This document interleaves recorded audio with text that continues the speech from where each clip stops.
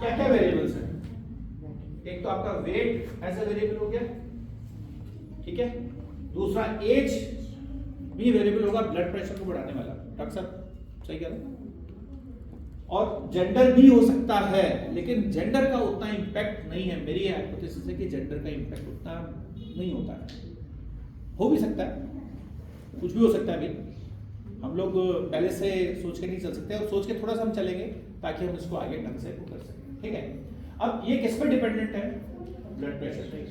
तो हमें picture clear होगी, मॉडल क्लियर हो गया कि क्या चीज किस पर डिपेंडेंट है और हम क्या निकालने जा रहे हैं, ठीक है जी। नाउ अब हाइपोथेसिस की बात, क्योंकि इसी के बेसिस पे आपकी हाइपोथेसिस फ्रेम होगी। So hypothesis, what hypothesis we are framing?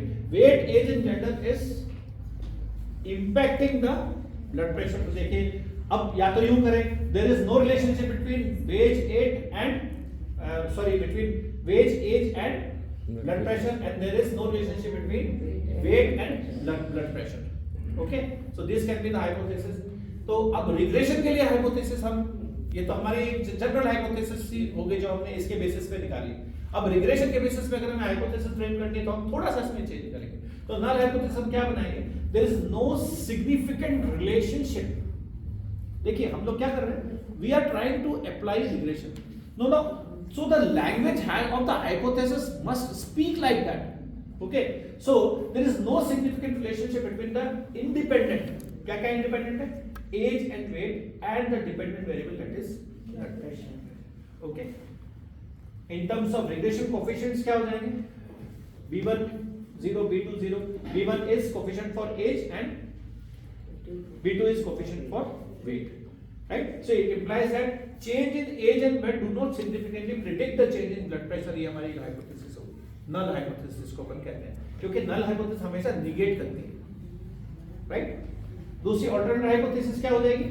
Simple, इसका उल्टा कि it is having impact. So in terms of regression coefficient क्या हो जाएगा? Beta 1 is not equal to 0, beta 2 is also not equal to 0 अगर अपन hypothesis from regression point of view बनाते हैं तो। So this implies that at least one of the independent factors, either age or weight or both, at least one, मतलब दोनों भी हो सकते हैं और एक भी हो सकता है, predicts the change in the blood pressure। ये हमने फ्रेम किया, right? So स्पेसिफिक हाइपोथेसिस अगर एक हर वेरिएबल की बनाएं अगर हम, तो ये हो सकती है। और ये मॉडल हाइपोथेसिस, तो ओवरऑल हाइपोथेसिस हमारी क्या हो जाएगी? The regression model does not explain any variance. क्यों? अब होगा क्या, इन सब चीजों से, इन दोनों चीजों से क्या आएगा? एक अफेक्ट आएगा, कुछ कुछ इंपैक्ट और कुछ कुछ अफेक्ट आ रहा है। तो जब इंपैक्ट अफेक्ट आएगा तो कुछ ना कुछ डेविएट करेगा मीन से, और मीन से जब हम डेविएशन देते हैं तो उसको हम क्या बोलते हैं? उसको बोलते हैं वेरिएंस। वेरिएंस बोलते हैं, variation, right? So the regression model does not explain any variance on the blood pressure। तो हम पूरी ओवरऑल अगर हम इसकी हाइपोथेसिस रिग्रेशन मॉडल की बनाएंगे तो क्या हो जाएगा? regression model does not explain any variance in the blood pressure and regression model explains the variance। So this will be the hypothesis particularly from the point of view of these variables on the blood pressure itself, right? चलिए इसमें करते हैं अभी इसको।